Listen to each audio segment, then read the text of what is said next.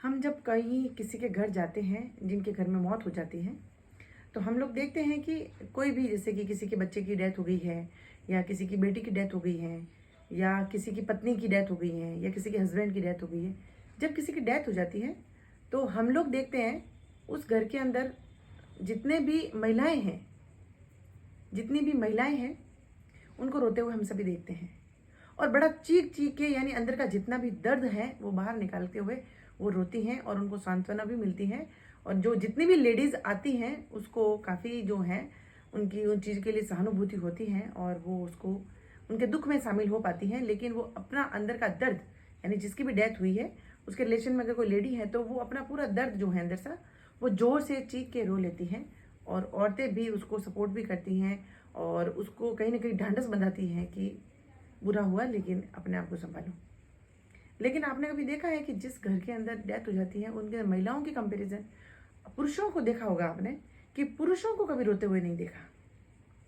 मान भी लो अगर एक आध थोड़ा बहुत पुरुष रो भी रहा है तो उसकी आवाज़ नहीं आती, और जो बाहर से आदमी आ रहे हैं वो उनके पास बैठ जाएंगे, लेकिन सभी मौन रहेंगे, थोड़ी देर बैठेंगे और फिर चल देंगे, लेकिन चले जाएंगे। ये कंपैरिजन देख के आपको नहीं लगता कि जिसकी डेथ हुई है, मान लो एक बच्चे की किसी घर में डेथ हुई है, तो माँ भी है और उसका पिता भी है वहाँ पे।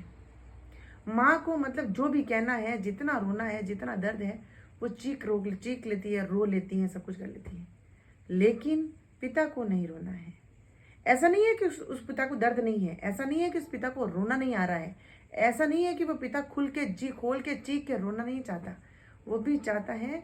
लेकिन उसके ऊपर समाज का प्रेशर है, उसको समाज का डर है, उसको समाज के नियमों का डर है। यानी कि ये समाज क्या कहेगा कि आदमी होकर रो रहा है, ये एक समाज क्या कहेंगे, पुरुष क्या कहेंगे कि ये इतना कमजोर है, औरतों की तरह रो रहा है। ये हर कोई व्यक्ति ने देखा होगा कि आदमियों को ऐसा चीख चीख के रोने का, आप छोड़िए आदत तो छोड़िए, अधिकार ही नहीं है कि वो रो सके, उसको चुप रहना है। यही कारण है कि पुरुषों के दिल कठोर हो जाते हैं।